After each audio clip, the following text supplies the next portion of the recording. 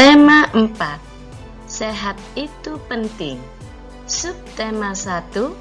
Peredaran darahku sehat. Yuk, mengenal organ peredaran darah manusia.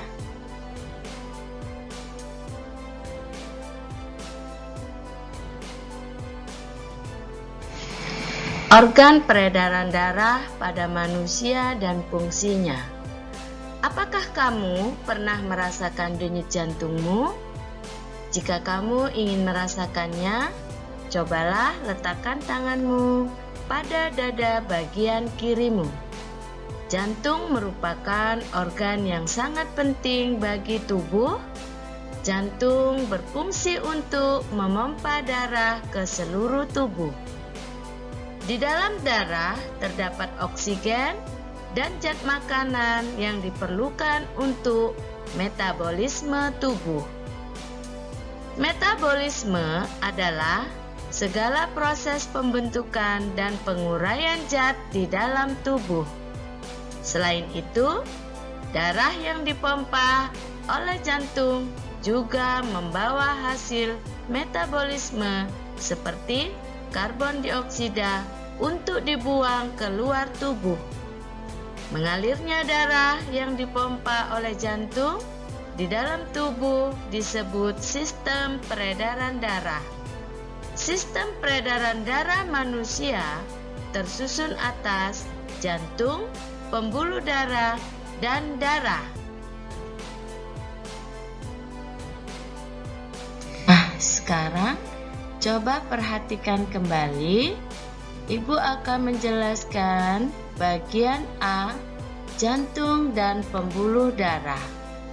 Sebelumnya, Ibu akan memperkenalkan bagian-bagian jantung, yaitu terdiri dari aora atau arteri terbesar, serambi kiri yang bertugas mengalirkan darah kaya O2 dari paru-paru ke bilik kiri.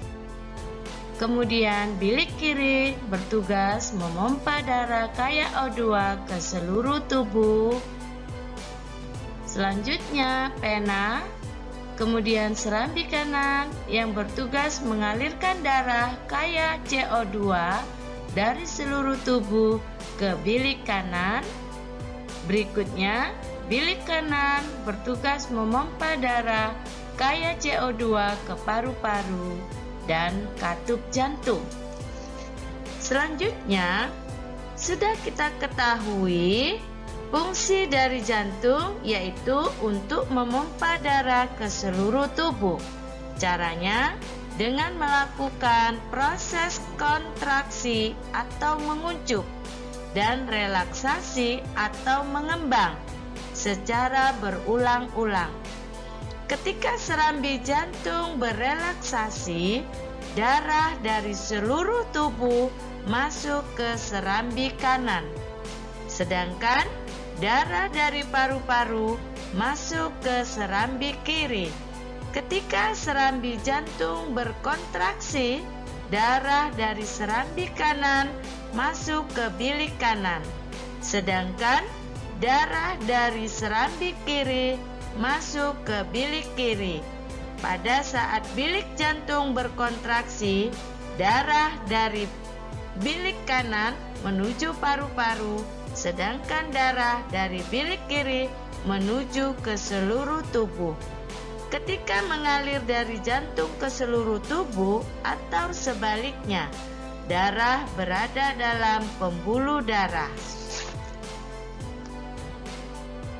Pembuluh darah terdiri dari 3 jenis. Yang pertama, arteri, pembuluh yang dialiri darah dari jantung ke seluruh tubuh dan paru-paru. Kedua, kapiler, pembuluh yang dialiri darah dari sel-sel tubuh. Dan ketiga, vena, pembuluh yang dialiri darah dari seluruh tubuh dan paru-paru menuju kembali ke jantung. Nah, selanjutnya kita perhatikan kembali berikut perbedaan antara arteri dan vena. Perbedaan arteri yang pertama terletak di bagian dalam tubuh, sedangkan vena terletak dekat permukaan tubuh atau tampak kebiru-biruan. Perbedaan arteri yang kedua, dinding pembuluh tebal, kuat dan elastis, sedangkan vena dinding pembuluh tipis dan tidak elastis. Perbedaan arteri yang ketiga, aliran darah berasal dari jantung, sedangkan vena aliran darah menuju jantung. Perbedaan arteri yang keempat, denyut terasa atau seirama denyut jantung, sedangkan vena denyut tidak terasa. Setelah kita mempelajari perbedaan antara arteri dan vena, mari kita mempelajari tentang berdasarkan alirannya. Darah mengalami 2 macam peredaran, yaitu peredaran darah besar dan peredaran darah kecil. Coba kita perhatikan bersama aliran peredaran darah berikut. Yang pertama, peredaran darah besar. Peredaran darah yang mengalir dari jantung ke seluruh tubuh lalu kembali ke jantung, yaitu dimulai dari bilik kiri menuju aorta, kemudian kapiler seluruh tubuh, selanjutnya ke vena atas dan bawah, selanjutnya masuk ke serambi kanan.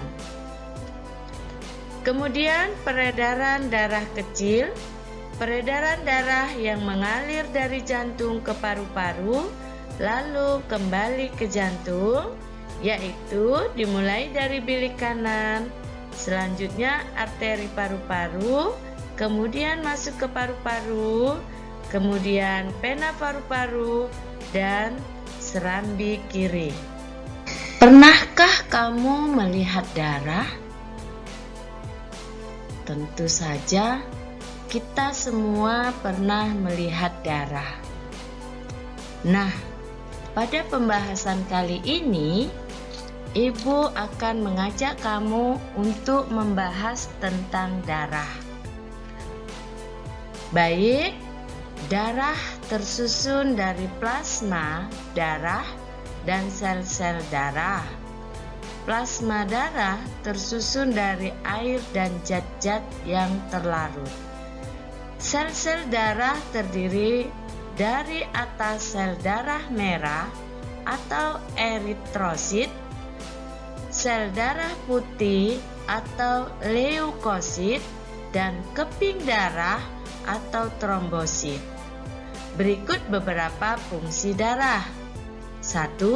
Mengedarkan zat makanan ke seluruh tubuh atau dilakukan oleh plasma darah. 2. Mengangkut oksigen ke seluruh tubuh atau dilakukan oleh sel darah merah. 3. Membasmi kuman yang masuk ke dalam tubuh atau dilakukan oleh sel darah putih. 4.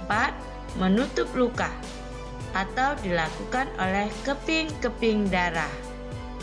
Nah, anak-anak, Coba perhatikan gambar ini.